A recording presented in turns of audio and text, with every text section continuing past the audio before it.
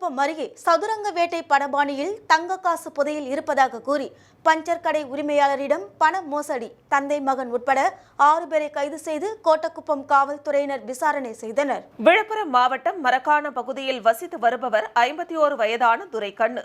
இவர் நடமாடும் பஞ்சர் கடை நடத்தி வருகிறார்.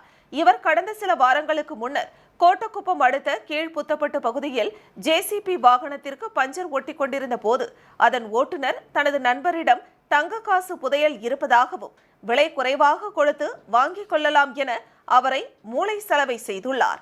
பிறகு 50,000 ரூபாய் பணத்துடன் கோட்டக்குப்பம் அருகே வர கூறியிருந்தார். பணத்தை எடுத்துக்கொண்டு துரைக்கண்ணு சென்றுள்ளார். அப்பொழுது 1 கிராம் மதிப்புள்ள தங்க காசை கொடுத்து இதனை பரிசோதிக்க கொடுத்துள்ளனர். துரைக்கண்ணு புதுச்சேரியில் உள்ள தனது நண்பர் கடையில் கொடுத்து பரிசோதனை செய்துள்ளார். அப்போது அந்த காசு தங்கம் என உறுதியானது.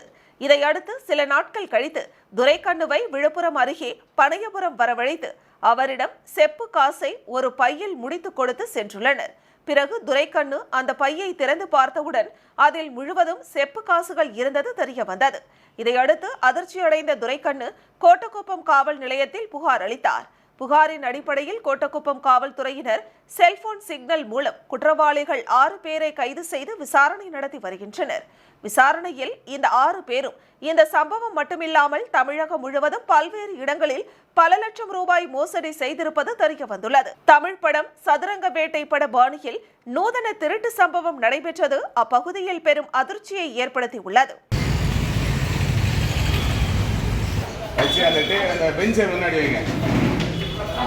பெஞ்சுக்கு பின்னாடி அவங்க நிற்கட்டும். பெஞ்சை முன்னாடி வைங்க.